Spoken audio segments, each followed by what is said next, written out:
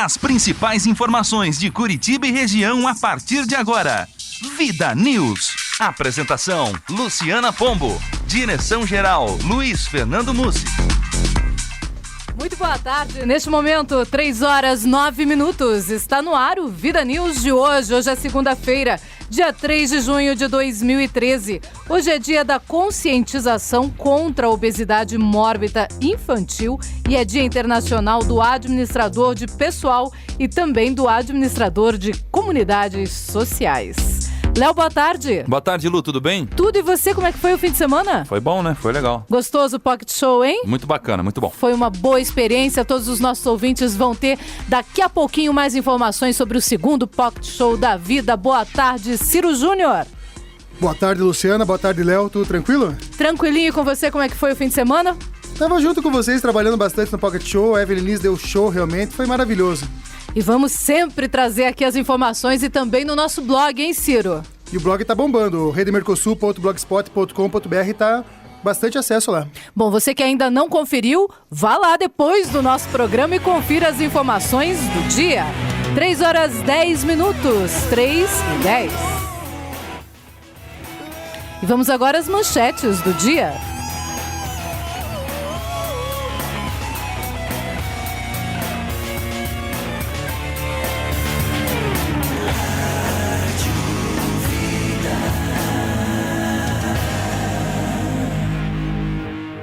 Começando por Campo Largo, Glauco Silveira traz as informações de lá. Polícia Militar começa a semana fazendo uma limpa em Campo Largo e São Luís do Purunã. Campo Largo, agora vamos a Londrina, Ciro Novaes. Pela Vida News, 92.9 FM, Ciro Novaes. Uma boa tarde, ouvintes, Luciana Pombo e grande equipe do Vida News. Hoje nosso tema, os sem escrúpulos. Tema forte, hein, Ciro Novaes? Agora as informações do esporte. Ciro Júnior. Atlético e Coritiba começam ganhando, mas cede empate no final pela terceira rodada do Campeonato Brasileiro. Aliás, lamentável, viu, o resultado dos times paranaenses no Campeonato Brasileiro da Série A. Daqui a pouquinho você tem todos os detalhes aqui no Vida News. Quero mandar um abraço também ao Thiago Lucina, que hoje acompanha pessoalmente, ao vivo, nossa programação do Vida News. Fechando as manchetes do dia agora, a manchete é nacional, mas vem de Curitiba. Rogério Ataíde. Uma notícia que coincide com as notícias de hoje. Lula, há um tempinho atrás, Luciana Pombo e Luiz Fernando Mussi e toda a equipe e ouvintes do Vida News. Eu vou falar compassadamente. O Congresso, ele disse assim, Luciana, para um jornalista da revista Veja, senhor Augusto Nunes, o jornalista. E daqui a pouquinho ele traz todos os detalhes. Quero saber, ele disse assim o quê? Ele disse realmente, Rogério Ataíde, que realmente o Brasil está com problemas e é um balcão de negócios? Vai ser a minha pergunta do dia, então. Eu vou perguntar para você, ouvinte do Vida News, se para você o Brasil é um grande balcão de negócios. Por que você pensa assim? Você acha que sim? Você acha que não? Justifique de qualquer forma. Ligue pra gente. 3029-9290 é o telefone para sua participação. O torpedinho é o 9229-1359 e você pode participar sempre, claro, através das redes sociais. Facebook e Twitter estão à sua disposição. 3h12. Tempo e temperatura.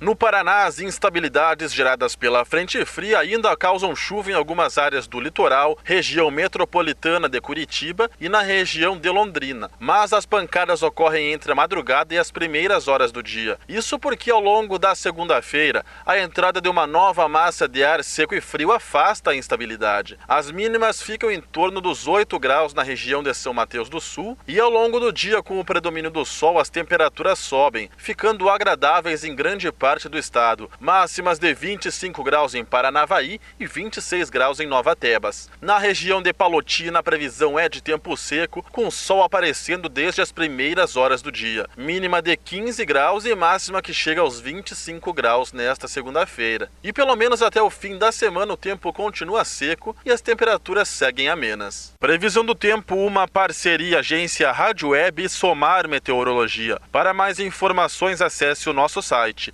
tempoagora.com.br. De São Paulo, Gustavo Verardo. Vida News. Trânsito. E as informações do trânsito: 2 carros bateram na rua João Alencar Guimarães, nas proximidades da rua Herbert Neal. Fica no Santa Quitéria. Apenas danos materiais ali na região. Também um carro e uma moto bateram na rua Maranhão, no cruzamento com a rua Rio Grande do Sul, já no Água Verde. Tem um ferido ali e o trânsito é bastante lento no local, portanto, evite estas regiões do Santa Quitéria e do Água Verde. 3h14. Vida News. Aeroportos. O Aeroporto Internacional Afonso Pena, na Grande Curitiba, neste momento está aberto para pousos e decolagens, mas ficou bastante fechado hoje pela manhã por 1h30, desde as 7h20 da manhã até as 8h45, por causa de um nevoeiro que atingiu a região do aeroporto durante a manhã. Entre os 70 voos programados até as 3 da tarde, 32 tiveram atrasos de mais de 30 minutos e 7 foram cancelados, segundo a Infraero. Estão abertos os aeroportos Internacional de Foz do Iguaçu, Governador José Richa de Londrina, Silvio Nami Júnior de Maringá e Adalberto Mendes da Silva de Cascavel. Neste momento, todos operam visualmente. 3h15. Vida News. Entrevista. Relatório apresentado pelo secretário municipal de saúde, Adriano Massuda, mostra que a rede básica de saúde recebeu 45,84% dos investimentos realizados pela Secretaria Municipal de Saúde nos primeiros 4 meses deste ano. O montante total, R$168 milhões e 500 mil reais. E é com o secretário que a gente vai conversar agora. Secretário, boa tarde. Boa tarde, prazer falar contigo e com os ouvintes. Também é um prazer conversar com o senhor, secretário. Eu gostaria de saber do senhor, então, aonde foram aplicados esses recursos da rede básica? Esses recursos, eles são aplicados na área tanto de pessoal, pagamento dos nossos profissionais, médicos, enfermeiros, auxiliares de enfermagem, dentistas, agentes comunitários de saúde, e também na parte de material para o exercício dessas funções. Importante destacar que nesse começo de ano nós fizemos uma ampliação do horário de funcionamento nas unidades de saúde. A nossa meta inicial é chegar em uma unidade de saúde por distrito de Curitiba, funcionando até às 10 horas da noite, em seguida, nós vamos ampliar essa meta com novas unidades funcionando até às 10 horas da noite. Estamos ampliando o número de equipes de saúde da família. Iniciamos a gestão com 189 equipes, conseguimos novas 44 equipes já no início do ano, e nossa meta até o final da gestão é chegar em mais de 500 equipes de saúde da família, para que possamos ter uma cobertura plena em Curitiba com a estratégia de saúde da família, e assim cada cidadão de Curitiba poder conhecer quem é o seu médico, quem é a sua equipe de referência, e dessa maneira a gente buscar, além de ampliar a oferta de serviços, mas mais que isso, investir fortemente na qualidade das ações prestadas na saúde de Curitiba. Seria praticamente como um atendimento familiar de cada médico? Exatamente. É uma família que estabeleça um vínculo com uma equipe de profissionais, no qual existe um médico, um enfermeiro, dentista, que possa conhecer essas pessoas, possa conhecer não só os problemas relacionados à parte biológica, mas o contexto social, subjetivo, que tem uma interferência muito importante no processo de saúde e doença. Bom, outro problema que normalmente a população reclama e tal, além de pouco horário de atendimento, que isso vocês já começaram a resolver, é a questão às vezes da falta de profissionais. Por exemplo, esses tempos nós tivemos a falta de pediatra numa unidade de saúde, as crianças tiveram que ser levadas de ambulância para outra unidade. Como remediar também esse tipo de problema, secretário? Veja, nós temos um número bastante razoável de médicos em Curitiba. Temos mais de 1.100 médicos lotados na secretaria. Então, nós temos que primeiro utilizar melhor esta mão de obra que nós temos. Não é? Quer dizer, não falta mão de obra, o que pode estar acontecendo é uma má distribuição, seria isso, secretário? Não, são as duas coisas. Primeiro, utilizar melhor o que nós temos. Segundo, esse número, apesar de ser um bom número, ainda é preciso ter uma ampliação. Né? Nós temos hoje um déficit de algo em torno de 50 médicos para cobrir algumas regiões carentes da cidade. Né? E nós vamos fazer um processo seletivo emergencial ainda este ano para a contratação destes profissionais. Então, a nossa ação está voltada para utilizar melhor os recursos que nós temos, mas também buscando ampliar para cobrir as necessidades que a cidade apresenta, por ser uma cidade que cresce, por ser uma cidade que apresenta novos desafios, né, na área de saúde, né, enfim. Então, além de ampliar, nós temos que utilizar melhor o que nós temos. Eu já ouvi também muita reclamação ali, principalmente do pessoal da região da Vila Auer, dizendo que às vezes fica 3 horas para ser atendido, 4 horas para ser atendido. Com a reposição desses médicos, isso também reduziria? Olha, eu acho que você está se referindo a uma situação das nossas unidades 24 horas. Exato, né? exato. Essas unidades, elas devem ter um foco no atendimento emergencial, de urgências. Uhum. Né? E o que aconteceu ao longo dos últimos anos?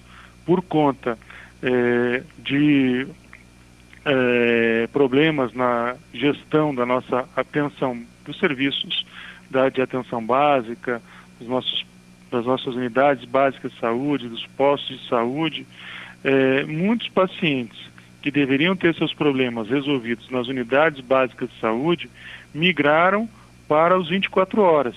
Então, hoje, os nossos 24 horas estão fazendo um atendimento que deveria ser realizado nas unidades básicas. Por isso, esse nosso forte investimento na qualificação das unidades básicas de saúde, na ampliação do número de equipes de saúde da família, de modo que a atenção básica seja mais resolutiva e os pacientes não precisem ir até os 24 horas para ter problemas básicos resolvidos por plano de falta de acesso às unidades. Então, a diminuição do tempo de atendimento nos 24 horas, ela ocorrerá com a melhoria da qualidade dos atendimentos realizados na atenção básica, nos postos de saúde. Por óbvio que hoje nós temos toda uma preocupação e fazemos um monitoramento intensivo do tempo de espera para atendimento nas 24 horas, do tempo de encaminhamento dos pacientes que precisam ir para uma unidade hospitalar porque precisam de atendimento de UTI, enfim, nós temos essa preocupação, mas não é só colocando mais médicos no 24 horas que a gente resolve. Tem que ter uma cobertura para fazer o atendimento de urgência, mas isso se resolve estruturalmente com o fortalecimento das unidades básicas de saúde. E o que seria esse fortalecimento, secretário?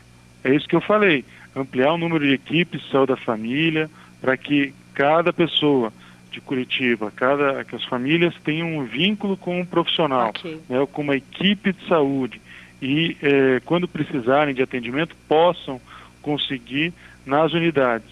A questão da ampliação do horário de funcionamento até as 10 horas também vem nesse sentido. Outra pergunta, secretário, no começo do ano, assim que assumiu a prefeitura, o prefeito Gustavo Fruit comentou sobre os problemas de crédito que haviam dentro da prefeitura, enfim, do déficit que havia no caixa. Com a liberação de crédito suplementar, também foi possível resolver problemas na área de saúde? Veja, o crédito que foi liberado não foi um adicional, foi uma liberação de orçamento, do orçamento que se tinha para o pagamento de dívida deixada pela gestão anterior. Foi realocação, na verdade. Exatamente, foi realocação. Então, isso resolveu parcialmente um problema, porque nós podemos, então, efetivar o pagamento da dívida, dado que tínhamos situações de hospitais já com desabastecimento de medicamentos, atraso no pagamento dos seus profissionais, como foi a situação do Hospital Evangélico, né? Enfim, então isso a gente conseguiu resolver porque iniciamos o pagamento da dívida, né? Mas com certeza precisaremos ainda este ano de uma suplementação orçamentária, que nós já estamos estudando, para pagar as despesas de 2013 e a que foi deixada em 2012. Quer dizer, não quitou totalmente a de 2012 ainda, então, secretário? O primeiro crédito, que foi de 27 milhões para a saúde, nós já efetivamos o pagamento de 26 milhões. Faltou apenas R$1 milhão de uma instituição que estava com pendências para fazer o recebimento. Do segundo crédito, que foi de algo em torno de 78 milhões de reais, nós iniciamos o pagamento, já pagamos em torno de 30 milhões de reais, referente a isso, a aprovação desse crédito foi feita há cerca de 2 semanas, então estava no faturamento para o pagamento e cerca de 30 milhões já estão sendo providenciados para o pagamento e o restante da mesma forma está em processamento. Ok. Secretário, obrigada pela sua entrevista e participação aqui com a gente. Uma boa tarde para o senhor. Boa tarde também, prazer falar com vocês e um abraço para todos os ouvintes. Até a próxima, até mais. Vida News. Crônicas. Perguntinha intrigante. Se a maioria dos dirigentes do Partido dos Trabalhadores afirma e reafirma a avaliação de que a eleição de 2014 já está praticamente ganha, por que motivo eles vêm a público bravatear a necessidade de mobilizar patrulhas virtuais para combater inimigos ideológicos na internet? Os petralhas são tão mitomaníacos que acreditam piamente nas próprias mentiras que inventam. Ou já tem certeza de que sua estratégia golpista para não sair mais do poder é um plano infalível? Será que eles confiam em que a massa ignara e o quarto elemento do crime organizado, promotores de radicalismos e violências, lhes darão proteção caso ocorra alguma reação ao plano deles? É o que parece cada vez menos provável, infelizmente. Em tese, a ameaça de intensificar o patrulhamento petralha só tende a fortalecer a oposição. A cada dia, com mais argumentos objetivos para derrubar as mentiras, a incompetência e a corrupção deste governo. O problema é que a oposição continua inorgânica. Todo mundo sabe que a petralhada anda exagerando nos grampos de telefone e internet contra os inimigos, adversários próximos ou até os aliados inconfiáveis nos campos político e empresarial. Mas é muito pouco provável que tais crimes praticados às escondidas se transformem em uma petralha-gate. Petralha-gate, igual ao famoso Watergate dos Estados Unidos. Ou será que o boqueiro Lobão, quem tem razão, ao advertir que os petistas já criaram a Força Nacional, uma milícia armada, uma polícia política, está tudo pronto para vir um golpe e as pessoas parece que não estão vendo? É melhor a gente dar atenção ao que fala o autor do manifesto do Nada na Terra do Nunca, antes que seja tarde demais. Estamos de olho. Aqui, Ciro Novaes. Me aguardem. Vida News. Ouvinte Vida. E hoje eu estou perguntando para você, ouvinte da Rádio Vida, o que você pensa sobre as afirmações que estão sendo feitas na internet e também em entrevistas de que o Brasil é um grande balcão de negócios. Qual a sua opinião sobre este assunto? Ligue para cá e participe, 3029-9290 ou então pelas redes sociais. Facebook e Twitter estão à sua disposição a partir de agora. Participe com a gente. Aqui lendo a primeira participação do Fernando Gonçalves da Silva, nosso ouvinte lá de Pontal do Paraná, ele diz o seguinte: balcão de exploração, o Brasil lucra pouco com tudo isso. Wilson Rodrigues diz, sem dúvida nenhuma, o Brasil é o país do troca-troca de favores, o país onde cada um quer levar vantagem em tudo. O Brasil é o país das falcatruas, das propinas e das negociatas, diz o Wilson Rodrigues, que continua dizendo, é o país também das comissões, dos pagamentos por baixo do pano e do Caixa 2.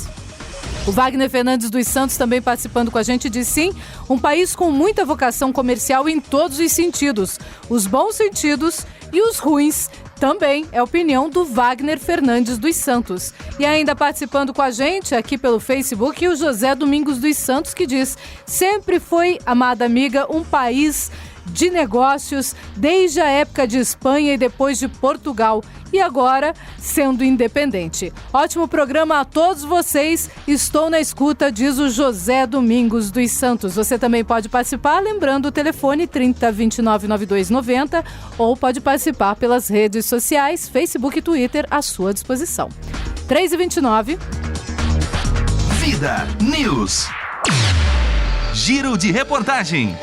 E hoje começamos aqui em Curitiba com Rogério Ataíde, que fala exatamente sobre este assunto, balcão de negócios. Vamos lá, Rogério, é com você. Boa tarde, Luciana Pombo, boa tarde, Luiz Fernando Mussi, e boa tarde a toda a equipe do programa Vida News.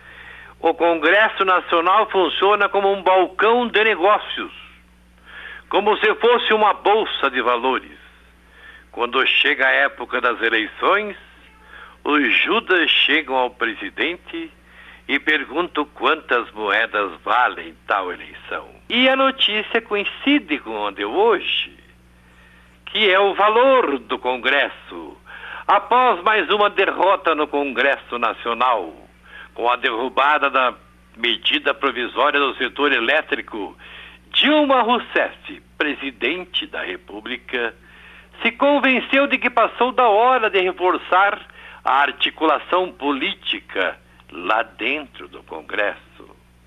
Na quarta passada pediu ajuda ao seu vice-presidente Michel Temer e ao antecessor Luiz Inácio Lula da Silva, autor das palavras que disse agora há pouco. Os dois conversaram longamente por telefone e combinaram um encontro nas próximas semanas para discutir os rumos do PMDB. Horas depois, em conversas individuais com o presidente, deram o mesmo conselho, Luciana. A única maneira... Eu fico assim triste de dar a notícia, mas eu tenho que dar, né? A única maneira de acalmar os parlamentares é liberando dinheiro, money, la plata. Dilma aceitou e já mandou autorizar o pagamento de 6 bilhões de reais em emendas até o final do mês de junho. Brasil, quem não age, não é. Rogério Ataíde para o programa Vida News. Vida News.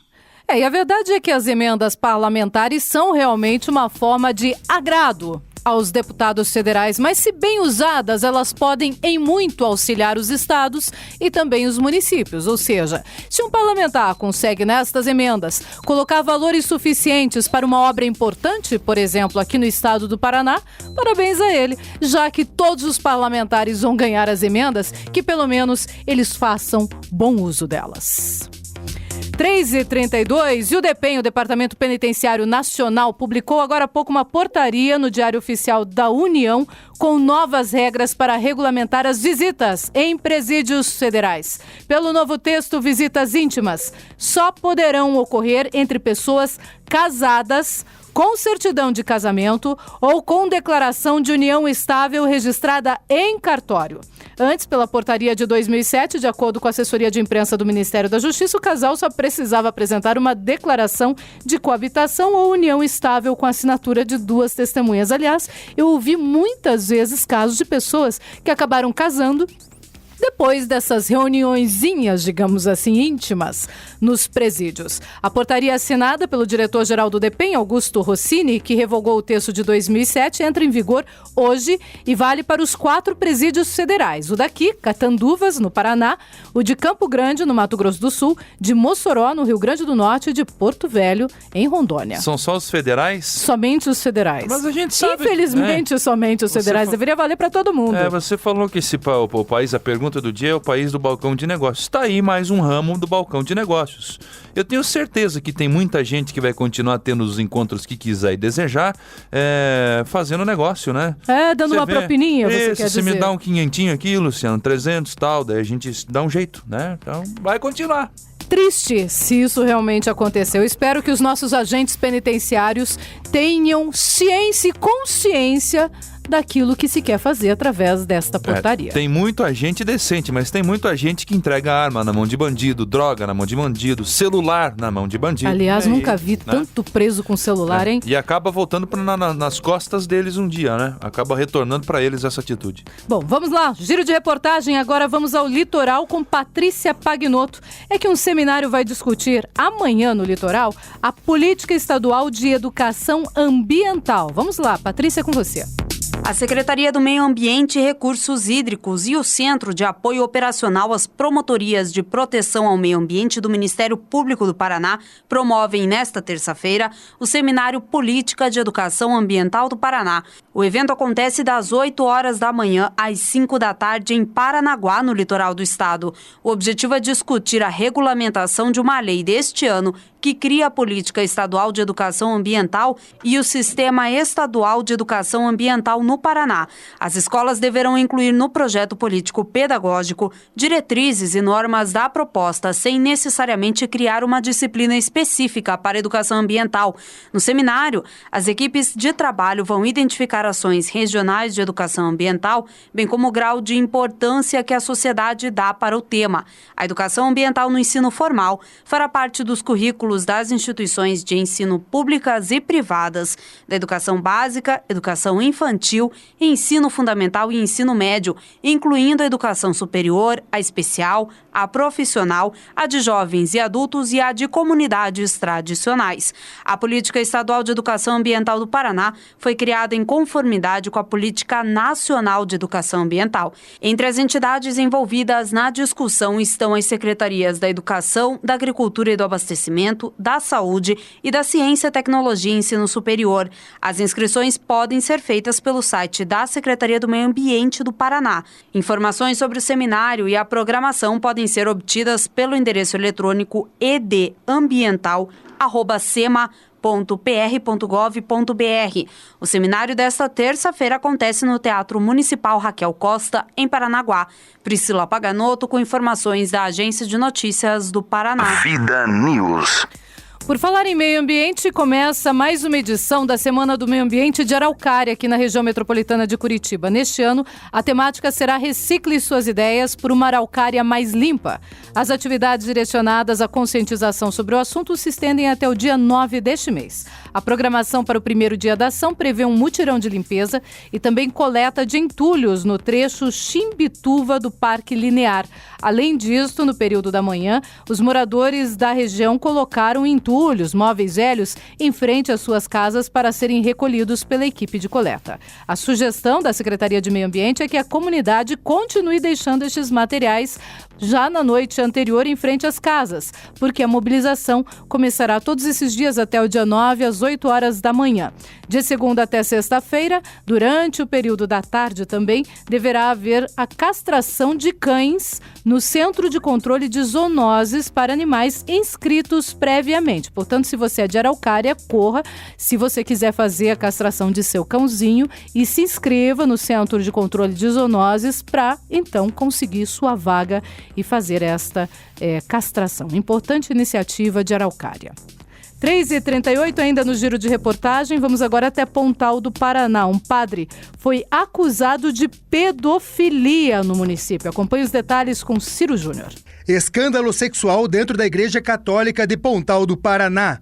Padre Adão é acusado de abuso sexual contra o ex-modelo Marcos Radi, atualmente com 20 anos.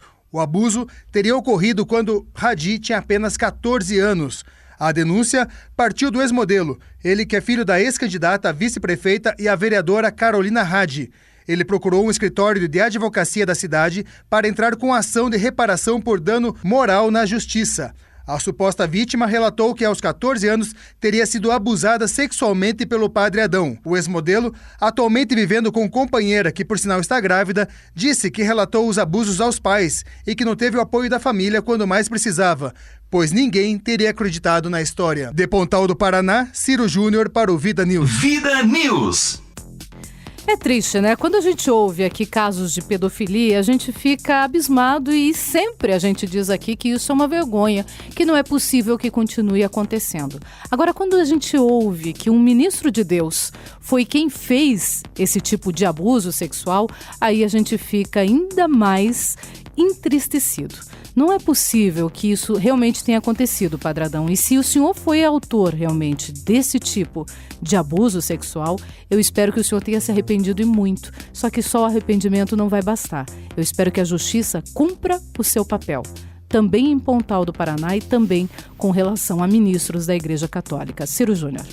O meu receio, Luciana, é que se comprovado que o Padre Adão fez o que fez, não só com esse ex-modelo, mas com outras crianças também, meu medo é que a Igreja Católica pegue ele, que isso já aconteceu várias vezes, não estou falando bobagem aqui, que pegue ele e me mande ele para uma igreja lá do Nordeste, uma igreja do Norte do país, e daí continuar ministrando a palavra de Deus para os fiéis. Isso não pode acontecer realmente. Se ele cometeu um ato tão vil como esse, ele tem que cumprir, tem que pagar. E outra coisa que é bom que a gente registra aqui, Ciro, é que é uma doença, dizem que é uma doença. E se for realmente uma doença, como dizem, a pedofilia, ele nunca vai parar de fazer. Se ele fez, não pararia nunca de fazer, seria repetitivo, ou seja, teria ocorrido com Hadi, teria ocorrido com outras crianças também e vai continuar ocorrendo ele estando no Nordeste ou estando em Rondônia ou estando em Pontal do Paraná. Então é preciso que realmente seja verificado e que, se for verdade, que realmente ele seja punido e não apenas retirado de um local e colocado em outro, porque isso não agrada a ninguém, ao contrário, só vai desagradar muitas e muitas famílias, além de fazer mal a muitas e muitas crianças e adolescentes. 3h40 e a deputada estadual Mara Lima, do PSDB, teve os documentos furtados neste final de semana. Aonde? Aqui no estado do Paraná? Não! No estado da Flórida, nos Estados Unidos. De acordo com ela, quebraram o vidro do carro dela e roubaram sua bolsa com todos os documentos, dinheiro, cartões e também passaportes. Nosso abraço à deputada estadual Mara Lima, que é evangélica e atua na Assembleia Legislativa do Paraná. E fechando o giro de reportagem, vamos agora até Campo Largo. Quem traz as informações também na área de segurança pública é Glauco Silveira.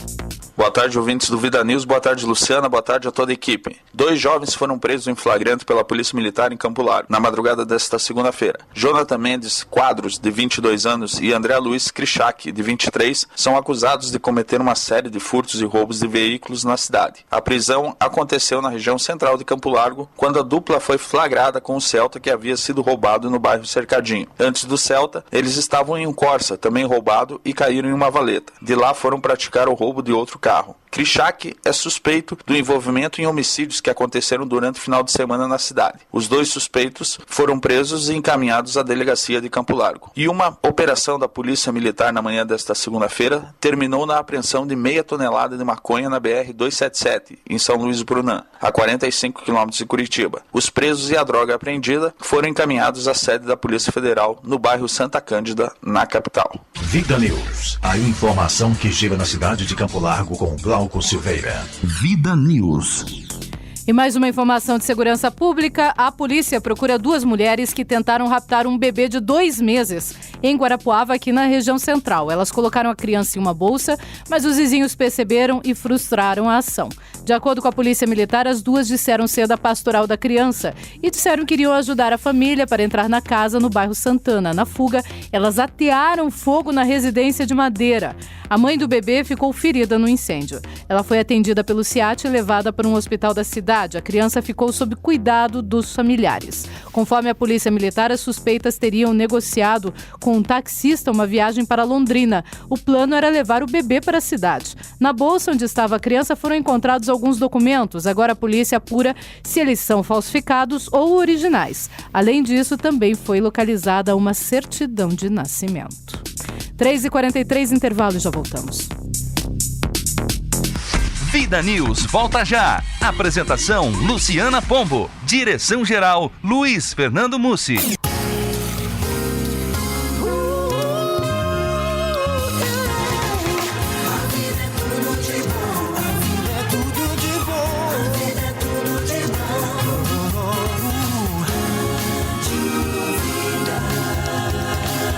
A vida é tudo de bom. Vida News.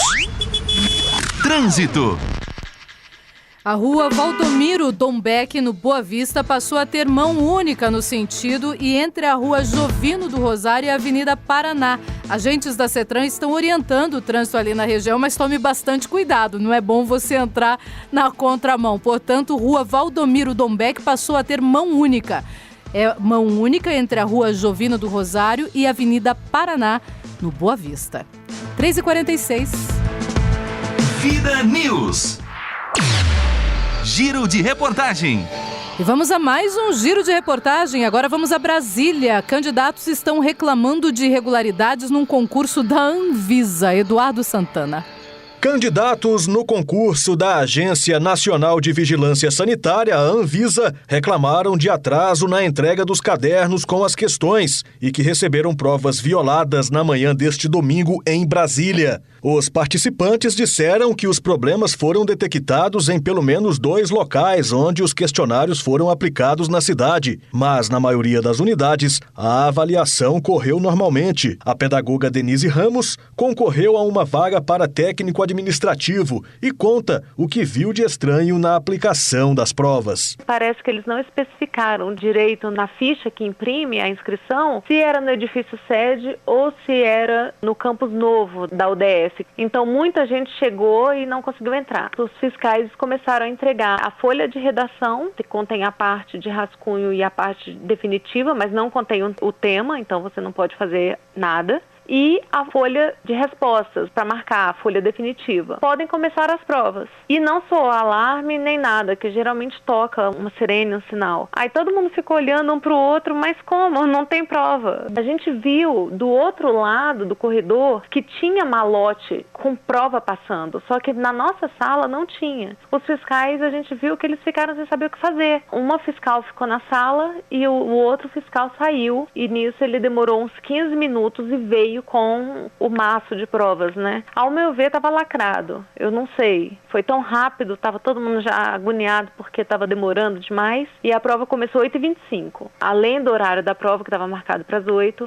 As supostas falhas também foram registradas em outros estados brasileiros. Em Alagoas, várias pessoas procuraram a delegacia para prestar queixa, alegando que a folha de respostas do concurso foi entregue com erro. Na Bahia, candidatos pedem o cancelamento da prova por causa de vazamento de informações, já que uma prova do turno da tarde foi entregue a uma participante do período da manhã. No Rio de Janeiro, também houve problemas. Através de nota, a Anvisa informou que avaliará a natureza das ocorrências e adotará todas as medidas para preservar a lisura do concurso e o direito de todos os participantes. A Cetro Concursos Públicos, responsável pela aplicação das provas, informou que vai apurar os fatos a partir desta segunda-feira. Agência Rádio Web, de Brasília, Eduardo Santana. Vida News. E ainda em Brasília, agora as informações são de Ana Beatriz Santos. É que a Comissão de Direitos Humanos está debatendo agora como melhorar a acessibilidade para as pessoas portadoras de deficiência. Vamos lá, Ana Beatriz. Segundo o coordenador dos programas de acessibilidade da Secretaria Nacional de Promoção dos Direitos da Pessoa com Deficiência da Secretaria de Direitos Humanos da Presidência da República, Sérgio Paulo da Silveira Nascimento, a falta de infraestrutura e serviços é uma situação cruel para esses cidadãos porque limita a convivência deles com o restante da sociedade. Essas pessoas acabam excluídas do convívio social por conta dessa carência de infraestrutura e de serviços. Essa exclusão social retroalimenta alimenta a carência de infraestrutura e serviços na medida em que essas pessoas não são vistas pela sociedade. O procurador do Tribunal de Contas do Ministério Público do Paraná, Gabriel Leger, lembrou que as esferas do governo responsáveis pela fiscalização das políticas de acessibilidade desconhecem as normatizações e as leis. Na opinião dele, o problema mais grave acontece nas cidades. E o principal de tudo é a falta de efetiva fiscalização pelos órgãos responsáveis, em especial pelas secretarias municipais de obra ou de urbanismo, que são os órgãos responsáveis pela concessão de alvarás para a construção de obras. O senador Paulo Paim, do PT do Rio Grande do Sul, autor do pedido da reunião, elogiou o Plano Viver Sem Limite do governo federal, que pretende investir até o ano que vem 7 bilhões de reais em infraestrutura de acessibilidade, inclusive com a exigência de casas acessíveis no programa Minha Casa Minha Vida. São bilhões de residência e eu tomei a liberdade de um dia dizer: se cada residência gerasse um emprego, poderíamos dizer que são milhões de empregos. Gerasse um somente emprego. E, claro, com o olhar da sensibilidade. A audiência pública contou com a participação de representantes do Ministério das Cidades, da FINEP, responsável pelo financiamento de inovações tecnológicas para acessibilidade, da Secretaria Nacional de Direitos Humanos e de diversas organizações sociais que defendem os direitos das pessoas com deficiência. Da Rádio Senado, Ana Beatriz Santos. Vida News. E hoje eu estou perguntando para você, ouvinte do Vida News, o Brasil é um balcão de negócios? Participe com a gente, o nosso telefone é o 3029-9290 ou então pelas redes sociais, Twitter e Facebook à sua disposição. O Rogério Ataíde, nosso colaborador, diz que sim, desde 1808, na época de Dom João VI, já era um balcão de negócios. É a opinião do Rogério Ataíde. O Ronaldo Brognoli, nosso ouvinte, lá de Guimarães Rosa, diz o seguinte: o mundo é um balcão de negócios. Nem o ideal comunista foge disso, é a opinião dele. Pelo Twitter, Ciclista ao Vivo participando com a gente, um abraço, ciclista. Ele diz o seguinte: a funcionária de Lula, a dona Dilma, mostra um certo amadorismo na administração orçamentária do país. Uma hora é corte no orçamento, noutra é liberação de verba. A coisa tá feia, diz ele. Troca de favores é apelido, é tudo na cara dura mesmo. Diz o Ciclista ao Vivo, você também pode participar. 3h52. Vida News. Esportes. Começando o esporte, vamos a Brasília. Jorge Henrique. A canoagem brasileira continua se preparando para as Olimpíadas de 2016 e, visando o melhor desempenho dos atletas, foi contratado o técnico Jesus Morlan. O espanhol é um dos mais vitoriosos treinadores de canoagem do mundo. Para o presidente da Confederação Brasileira de Canoagem, João Tomazini, esta fase de preparação é muito importante. Nós estamos numa fase de preparação importante para os Jogos de 2016, contratação de um técnico espanhol pelo Comitê Olímpico, a parceria com o Ministério, pela Secretaria de Alto Rendimento e pela parte da Lei de Incentivo, com o patrocínio do BNDES, realmente está dando uma sustentação, uma sustentabilidade para a canoagem brasileira, que a esperança de um bom resultado é muito forte. Tomazini também fala das duas modalidades olímpicas. Nós temos duas modalidades olímpicas. A canoagem slalom, ela está em Foz do Iguaçu, tem a Itaipu Binacional. Nós treinamos dentro do espaço da Itaipu, numa pista, na única pista artificial da América Latina, com o patrocínio do BNDES, com recursos do Ministério e pela Secretaria de Alto Rendimento também. O patrocínio do BNDES são recursos da Lei de Incentivo, quer dizer, é todo um processo em conjunto. Um Comitê Olímpico também aportando recursos. Nós temos na cidade de São Paulo, na presa da Guarapiranga, a canoagem de velocidade, masculino e feminino, caiaque e canoa. Então são dois centros de treinamento. E a partir de agosto, com a participação do patrocínio do BNDES, na raia de canoagem remo da Universidade de São Paulo, começa o Centro de Paracanoagem. A paracanoagem estreia no Rio 2016, nos Jogos Paralímpicos 2016, e a canoagem brasileira, a paracanoagem brasileira vai para buscar medalha, vai para fazer um bom papel. O presidente da confederação lembra os principais nomes do esporte e as chances de medalha. É difícil dizer quais os principais nomes. Lá na canoagem slalom, nós temos a Ana Sátila, no K1 feminino, o PP, Pedro Henrique, de Piraju, no caiaque masculino, o C2 nosso, o Anderson, fez um bom papel agora na prova na Eslováquia. E na canoagem slalom nós temos o Nivaldo Santos, no C1 200, o Ronilson e o Erlon no C2 1000 e o Isaquias Queiroz no C1 1000 metros. Né? São os 4 principais nomes na parte da canoagem velocidade. No caiaque tem vários nomes, mas nenhum com chance de chegar a uma final olímpica hoje. A gente está trabalhando para melhorar o pessoal. Tem vários resultados pan-americanos, mas sem chance de uma final olímpica. Na paracanoagem tem o Fernando Fernandes, tem o Luiz, tem Tamara no Rio de Janeiro, a Martinha na Bahia. São vários atletas na paracanoagem que também têm um destaque nacional, que são parte do Bolsa Pódio, estão dentro do Plano Brasil Medalha, tanto a paracanoagem quanto a canoa na velocidade. As parcerias deixam Tomazini otimista em relação aos Jogos Olímpicos. Todo o esforço da Confederação Brasileira com os parceiros Ministério, Comitê Olímpico, BNDES e Itaipu, Ministério, Lei de Incentivo e Secretaria de Alto Rendimento, nos levam a crer que o nosso trabalho vai ser vitorioso. Agência Rádio Web de Brasília, Jorge Henrique. Vida News. E ainda no esporte, agora vamos falar com Ciro Júnior. A Natália Falavinha conseguiu ser destaque de ouro no Taekwondo Mundial. Vamos lá, Ciro. Após vencer a venezuelana Carolina Fernandes na final, a londrinense Natália Falavinha, de 28 anos, conquistou a medalha de ouro no Aberto da Áustria de Taekwondo. Nesse domingo, a decisão foi válida pela categoria até 73 quilos. Pelo Twitter, ela comemorou e agradeceu a equipe. Ouro no Aberto da Áustria. Agradeço a toda a minha equipe pelo trabalho e, em especial, ao Comitê Olímpico Brasileiro pelo suporte nesta viagem. De Curitiba, Ciro Júnior para o Vida News. Vida News. E agora vamos falar do Esporte Campeonato Brasileiro. Vamos começar falando sobre o jogo Oeste Paraná Clube, Ciro Júnior.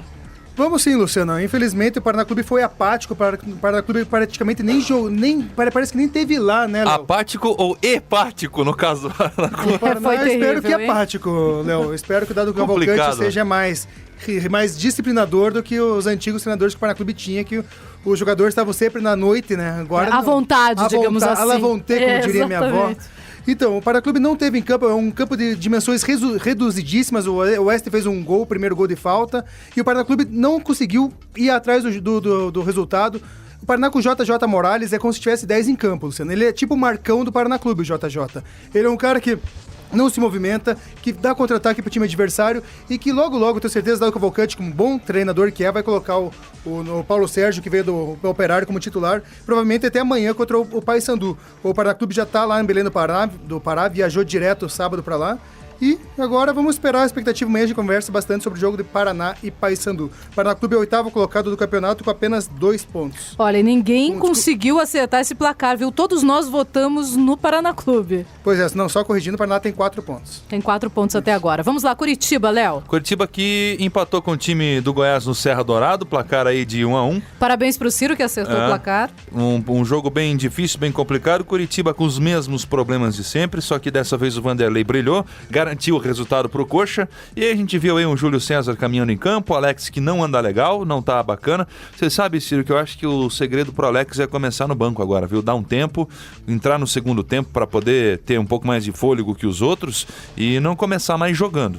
Eu acho complicado o Alex começar jogando. E aí trouxe para casa um ponto na bagagem, o que não é ruim, né? Mas não é o ideal. Poderia ter aproveitado melhor essa excursão fora contra a Bahia e contra o time do Goiás, que são dois times que estão mais complicados, não vivem uma boa fase e tem um elenco inferior ao time do Curitiba. O Curitiba tem 2 novidades aí, pode estar pintando o Diego Goiano, que já jogou no Sport e fez a sua última participação em campo pelo Guarani de Campinas. Ele estava atuando no Guarani de Campinas, é lateral esquerdo, e está próxima e perto de acertar com o time do Curitiba, então, o Diogo Goiano. Você que estava pedindo um lateral, né, Léo? Pois é. Tá chegando então. Agora, eu não conheço o futebol desse rapaz aqui para poder avaliar, mas eu espero que seja legal. Vou buscar mais informações sobre ele, porque eu realmente não conheço esse atleta.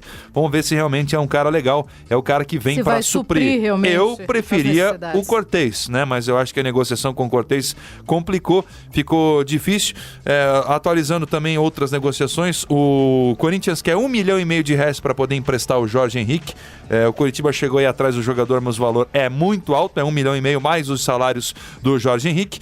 E o Curitiba tem uma baixa aí para as 2 próximas partidas, as 2 últimas partidas contra Fluminense e Náutico. O Geraldo foi convocado. Olha que pena, hein? Bom pro Geraldo, mas uma pena pro Curitiba. Ele foi convocado pela seleção de Angola, vai jogar no final de semana contra o Senegal, depois Uganda. As duas partidas acontecem nesse período final do campeonato, dessa fase final do Campeonato Brasileiro aí, antes da Copa das Confederações. Então o Geraldo está fora das duas partidas. A boa notícia é que o Rafinha retorna, então já supra a necessidade. O meu medo é que o Geraldo vá fazer suas partidas aí, vá atender a convocação da sua seleção nacional, a seleção de Angola, e na volta, Luciano, ele fique aí na quarta reserva, como já aconteceu várias vezes, e foi assim que o Lucas Claro perdeu a titularidade no time do Coritiba. Foi servir a seleção sub-19, creio eu, na época, e acabou ficando pelo caminho, não figurou mais como titular. E ano passado ele jogou 4, 6 partidas aí como titular e aconteceu essa convocação, não voltou nem na reserva. Vamos ver o que vai acontecer com o Geraldo aí no retorno após ele servir a seleção de Angola. Bom, e o Atlético Paranaense, Ciro Júnior? Pois é, Luciana, de novo cai ou não filme, cai, né? hein, o técnico depois disso? Parece que vai esperar perder pra Ponte Preta quarta-feira pra cair, né? Ou cai o técnico ou cai o time. Tem que fazer alguma coisa agora, meus queridos. Mas o problema também é que não é só o treinador. O treinador, é claro, é um treinador fraco, que não condiz com a grandeza do Atlético Paranaense para um time da primeira divisão.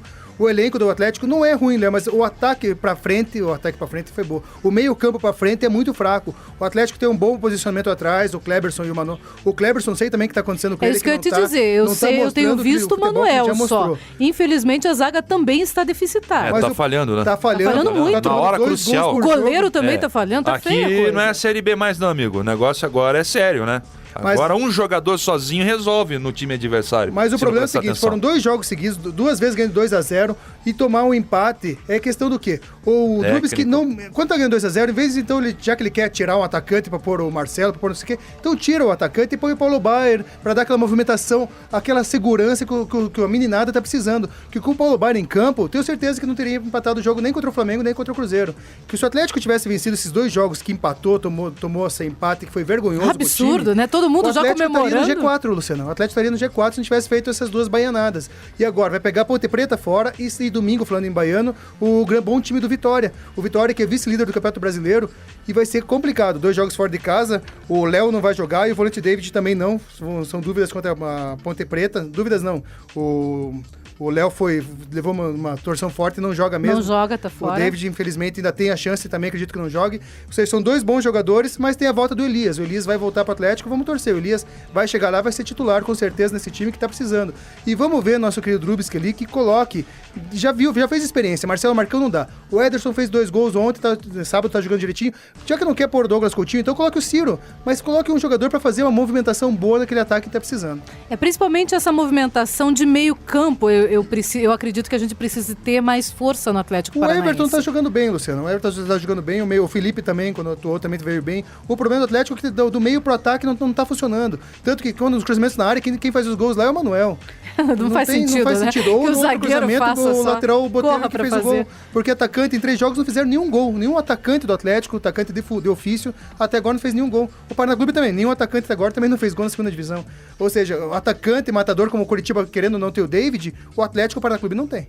Bom, pelo menos por enquanto é hora de se fazer essa mexida e ver se consegue alguma coisa, mais uma informação. Antes de encerrar, só para o torcedor acompanhar, em 5º lugar o Coritiba com 5 pontos e o Atlético em 14º com 2 pontos. Essa é a tabela dos paranaenses no Campeonato Brasileiro. Tem muita coisa, tem muita coisa para acontecer, sem dúvida mas nenhuma. Mas a largada inicial é importante. Só que o problema é que o Atlético em 3 jogos, 2 foram em casa, né, Luciano? Exato. E esses 2 poderia ter sido um resultado bem diferente. 2 em casa, entre aspas, que o Atlético jogou em Joinville lá com um público de 9.600 pessoas, no mínimo meio a meio estava o público entre Flamengo e Atlético. Eu não vou nem comentar o que eu pensei sobre isso, deixa pra lá.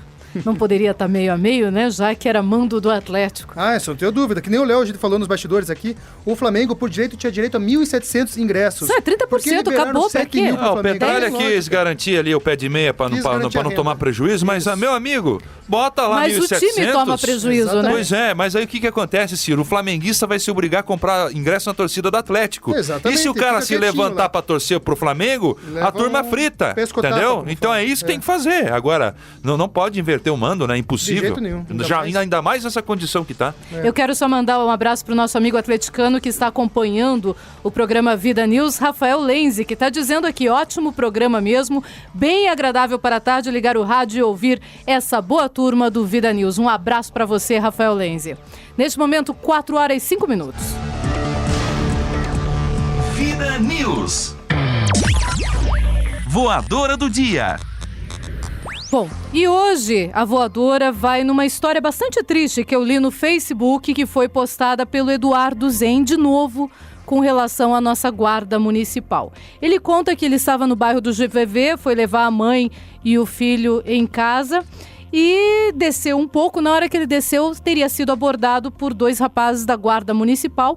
Uma abordagem dura, uma abordagem séria, com arma na cabeça dele, arma na cabeça do filho dele.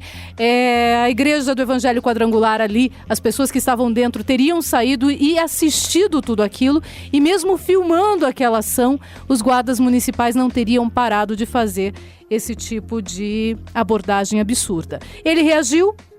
Acabou sendo preso porque reagiu. Logicamente não deveria ter reagido, mas vendo o filho ali naquela situação, eu não sei se a gente também não reagiria. E acabou sendo levado na viatura. De quantos anos isso? 1 ano e 9 meses. Vocês estão de brincadeira. Não é possível uma coisa dessa. Ele acabou saindo algemado, foi para a delegacia por ter reagido a essa prisão e ter reagido ao estilo... desacato. Ter reagido ao estilo de abordagem. Isso. Agora, esse tipo de abordagem, a gente já comentou aqui, precisa ser mudada. Inspetor Frederico, por favor, já passou da hora de se dar uma capacitação a esses guardas municipais. Não é possível. Não é possível. Quando você comentou que tinha denúncia contra a guarda municipal, eu pensei que era denúncia de sexta-feira. Não sei se você sabe da denúncia de sexta-feira. Não, tem outra. Mas já tem mais uma. Tem um pessoal que faz um trabalho do sopão aí no centro de Curitiba, faz um trabalho filantrópico bonito. Eu não sou a favor que alimente as pessoas na rua, elas precisam procurar um lugar adequado para ficar, se ressocializar. Eu não sou a favor desse tipo de trabalho, mas eu respeito quem faz isso. E a guarda municipal agrediu com palavras e foi rude com essas pessoas, suspendeu a distribuição e levou todo mundo para a delegacia. Que isso? Na sexta-feira. Baseado no que isso? Não sei, não consegui... Gente, olha, eu quero... Isso revolta porque eu mesma já fui entregar pão para moradores de rua. Sim. Porque eles não têm outra forma de ganho e vão sair por aí roubando se não tiverem. Como eu falei, então, eu não sou a favor desse tipo de trabalho, porque a pessoa não precisa só comer, ela tem todo um hábito. Precisa ser feito, mas se a administração social não faz, alguém faz, né? Alguém agora, ajuda. E contra a boa atitude das pessoas, o dinheiro é seu, Luciana. A atitude é sua, você não está prejudicando ninguém. E a guarda municipal chegar dessa maneira autoritária e despreparada mais uma vez, eu também acho uma falta de respeito. E possivelmente a Márcia Frutti não saiba disso, porque é uma pessoa que tem trabalhado firmemente... Veio aqui falar até. Com relação aos moradores de rua. Veio aqui falar exatamente isso, Léo. Então, inspetor Frederico, hoje a voadora vai para essa situação e eu espero o senhor aqui no nosso programa ao vivo. O Ciro Júnior vai entrar em contato com o senhor para que a gente possa conversar mais. São muitos casos, não é um caso isolado, são muitos casos e a gente precisa sim conversar sobre esse assunto ao vivo e em cores. 4h08. Vida News. E tem mais uma edição do Vida News. Ciro Júnior, tchau. Tchau, Luciana. Tchau, Léo. Só pra comentar, então o J. Malucelli empatou fora de casa com o Lajeadense 4x4. 4x4? Isso. Muitos gols, hein? Foi o jogaço, começou 3x1 lá pro Lajeadense. Fez o papel o J inverso. Empatou e depois foi um jogão, 4x4. Muito bem, parabéns pro Jota. Tchau, Léo. Valeu, Lu. Abraço pra você e pro Ciro. Eu sigo. Um abraço pra todos vocês que acompanharam a gente até agora no Vida News. Amanhã, 3h. Estamos de volta. Até lá. Você ouviu Vida News. De volta amanhã, 3h. 3h. 3h. 3h.